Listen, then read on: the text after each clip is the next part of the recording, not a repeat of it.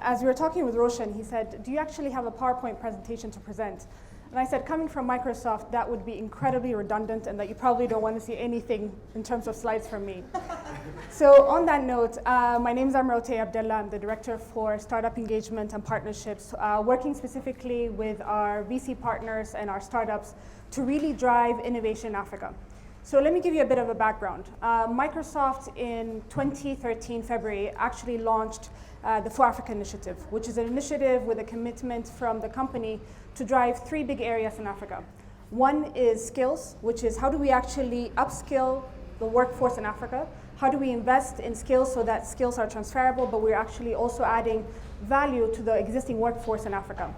The second one is around innovation, which is how do we innovate? What do we need to do to actually drive startups, innovative ideas to come out of Africa, but to also gain a platform across Africa?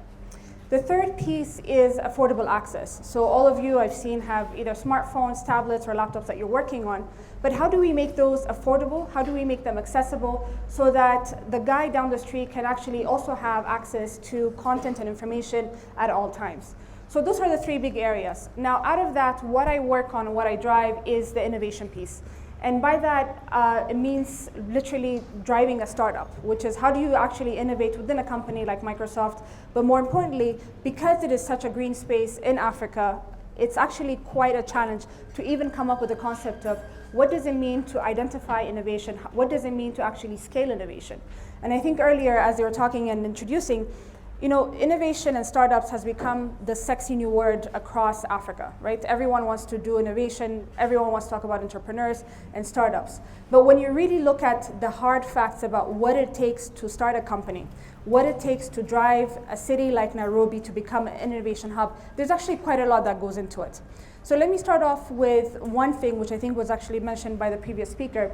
The first piece is around infrastructure. And this is both hard infrastructure and soft infrastructure.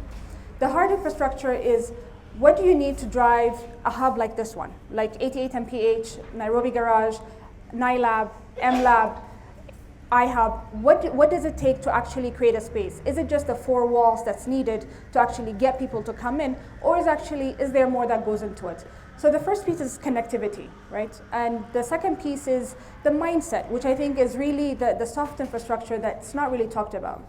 So for us, as we're thinking of innovation, you know, there are many cities that we can go and set up offices in, and we do have offices across the country, the continent. But when we are talking about innovation, there really are very few places that we invest heavily on. And that is our partnerships with hubs, accelerators, incubators across the continent. So for that, the way we're looking at it, innovation involves the mindset and the skills, but the mindset is really, if you're talking to an entrepreneur today, are they okay to take an idea, try it, fail at it, and then try it again? Because that's innovation at the core of it, which is that you may not get an idea, nail it, and make a success out of it right away, but the ability to try again and again is a key part that I think is not mentioned enough or not encouraged enough. So that's one piece. The second one is, as you're talking about innovation, can you actually make great success stories out of them? And the piece of that is the monetization. And I know a lot of people don't perhaps think of it in thinking of, you know, how do we make the next big company? But is an innovator allowed and is he able to actually monetize and make money out of it? How many of you are entrepreneurs in this room? Raise by hand. How many of you want to make money? How many of you want to make a lot of money? Excellent. That includes me. But the point is, there has to be an element both from a regulatory point of view, from an IP, intellectual property point of view, that allows you to monetize that idea.